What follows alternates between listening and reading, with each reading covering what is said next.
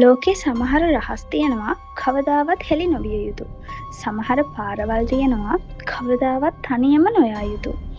අද black chapter තුලින් මම ඔබට කියන්න යන්නේ මීට අවුරුදු කිහිපයකට කලින් ලංකාවේ හුදකලා ගමක සිද්ධ වුණු ඇඟ කිලිපොලා යන සත්‍ය අත්දැකීමක් ගැන.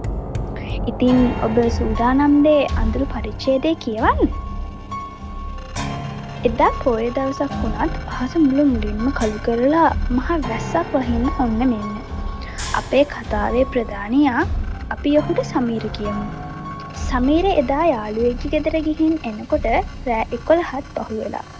පාළු පාරේ තනියම තමන්ගේ මෝටර් බයිසිකලයෙන් එන සමීර ඔන්න දැන් අර කළු පාලම ළඟට ළඟා වෙනවා.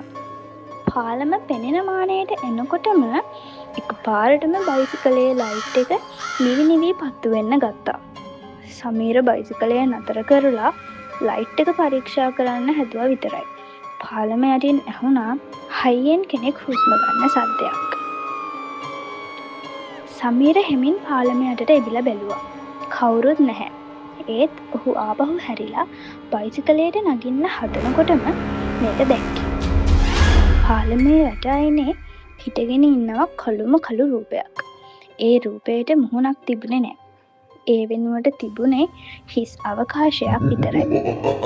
සමීර බයටම බයිසිකලේ පණ ගන්නන්න හැදුවත් ඒක ස්ටාර්ට් උනේ නැහැ. අර කළු රූපය හෙමින් සමීර දෙසට ඇවිදගෙන එන්න ගත්තා. ඒ එනකොට අවට තිබුණ මීදුම තවත් වැඩි වුණා. සමීරට දැනුනේ ඇඟ හිලි වැටෙන තරම් ලොකු සීතලක්. අන්තිම මොහොතේ බයිසිකලය ස්ටාර්ට් වුණ නිසා අන එපා කියලා එතනින් වේගයෙන් පලා ගියා. හැබැයි පුදුමේ එක නෙවෙයි. පහුවදා උදේ ඔහු බලනකොට ඔහුගේ බයිසිකලයේ පිටුපස සීට් එකේ මඩ තැවරුණු අත්සලක සලකුණක් තිබුණා.